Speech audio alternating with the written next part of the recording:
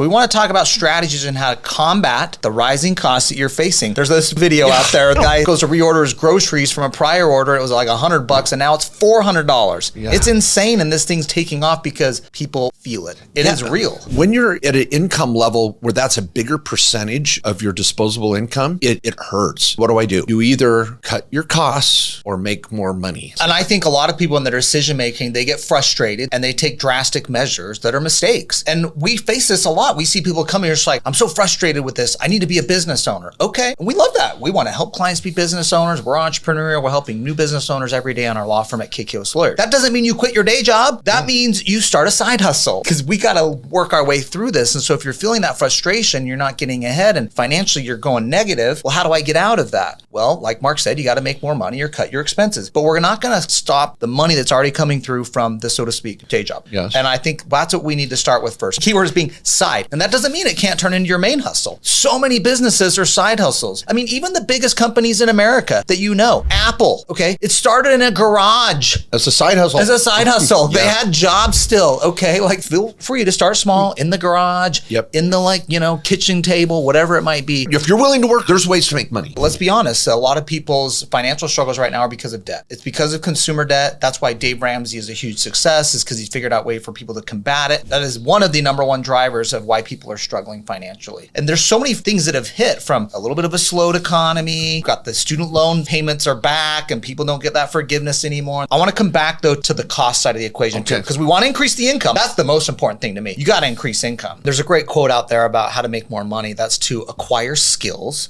that are valuable, drive income. Income buys assets. Assets create wealth. Okay. So we got to come back here to the skill side of it. And I don't mind the Uber or the DoorDash. And I think if you're like, I need something next week, those are readily available. I don't need to come up with a business idea. I don't need to get customers. I freaking download the app and I click, go. Accept ride. Okay. What I like better than that though, I like the side hustle that's a business that can turn into your main business. That's a side hustle that turns into your main hustle. And I think the first thing you should look at is, what do you do already? What skill do you have that is highly valuable already? You might be like, well, I'm a plumber and I work for Joe's Plumbing. That can turn into your side hustle where you start getting customers and business, making relationships, that now you have the main hustle and you're making more money. So just look at what you already know and the skill set you have to go offer at a higher value. Two suggestions there, Thumbtack and Upwork. Those are two platforms. Thumbtack being the little Craigslist for services, where you can say, during the week I'm a plumber, but on the weekend I can charge a higher rate and be a plumber on my own. Upwork is where I'm a consultant and work in bioengineering during the work as a W-2, but on the weekend I'm going to do consulting on Upwork as a bioengineer consultant. I like your idea of what is your skill. Here's another X factor. I like you starting a business where you're making money while you're sleeping. Maybe you have a large social media following individually. Maybe you're just a salesy, outgoing person, or you're into marketing. Your day job is in marketing. I mean, those are places where take that skill set to go apply it to where there's income opportunities from a side hustle. And affiliate marketing, something has grown significantly. I have a client that transitioned to become a personal trainer, like full time. They make 6 figures as a personal trainer out of a corporate job because they just got into working out. And they realized, hey, I can run this as a business, telling my expertise and what I've done. It was easy for them to market. Fees that they can charge in the packages they sell, it's like, I can do that. Remember, start with the side hustle. Don't think, oh, I'm quitting the day job. Start small. Be careful about the expenses you go throw into this. Don't go buying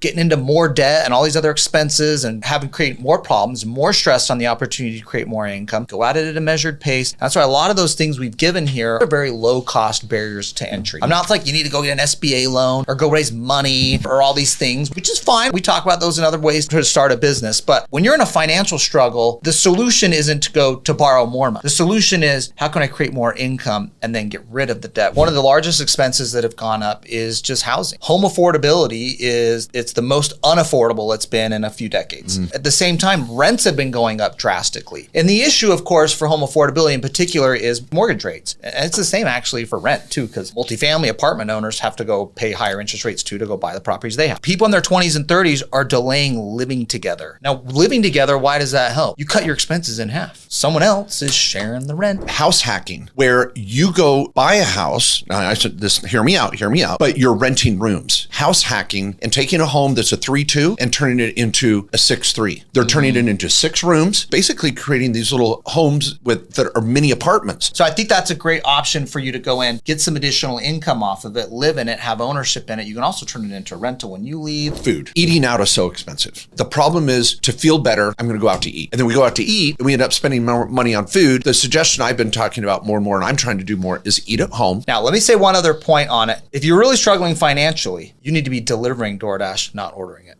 Oh, wow. Right, you like that one? I like that. Because think of yourself as a producer, not a consumer. I want to be producing and contributing more rather than taking and consuming more. And if you think about yourself that way, that's kind of a good mentality to go out and start really making money and deal with your financial situation. On the tax write-off side, here's the concept, everybody. If this is new to you and you're like, okay, I'm going to think about this side hustle concept. I'm going to make some extra money online, services, product, whatever. The IRS code section 62, says any expense incurred in the production of income is a tax write-off against that income. So if I'm going to go out and make $1,000 in my small business, any expense that I have to spend to make that $1,000 is a write-off. So you say, well, I need a cell phone, I need a laptop, any expense, track it. Some people might be listening and be like, okay, Mark, I made $1,000, but I had to spend $1,000. How am I ahead? Okay, it's a write-off, but I'm still at zero. Well, what we're saying is of that $1,000, 500 of it is stuff you're already spending on. Yes. It's already the internet. It's already the home office stuff that you see, something in your apartment or your home. It doesn't matter. That's in a write-off. You're already expending that money for that space. All right. So this is something that's how it's creating that tax-free income. All right. We talked about on the income side, the best way to tackle that side hustle. Focus on what you're good at. What do you have a skill at? You need to hit those 3 things. You're good at it, like it, and it makes money. Now, you can be good at it and it can make money, and that can solve your financial situation. If you make a lot of money on it, you're going to like it, actually. Another key thing is, I'm going to go back to building the airplane in the air, a term that's used a lot out there. So many people get into procrastination and take no action at all. I don't know what to do, so I do nothing. We have all these self-judgments and issues that hold us back from just taking action. People, it's okay to build the plane in the air. Even in like venture capital funded businesses, sophisticated investors that are putting their money into other people starting a business, they do the same thing of building the plane while it's flying. They call it a minimum viable product. They call it your MVP. MVP is not most valuable player. It's your minimum viable product. Don't get the best product out there. We're not telling you to get the best thing. We're saying start with a minimum viable product. When you're starting a business, you need to think in that mindset. And like you said, a lot of people get in this analysis paralysis. They're trying to perfect it, and then they do nothing. They don't have one customer. It's 2 years in. It's work, but knowing that you're working on something and that you have a plan and you're attacking it, even though you might fail. I'm going to be honest. Some of these, even side hustles fail. Some of these small businesses could fail. But the fact that you're taking action and trying to improve it is a little like self-respect you get for yourself, that you're trying to solve the problem. And frankly, that's one of the things that just makes America great.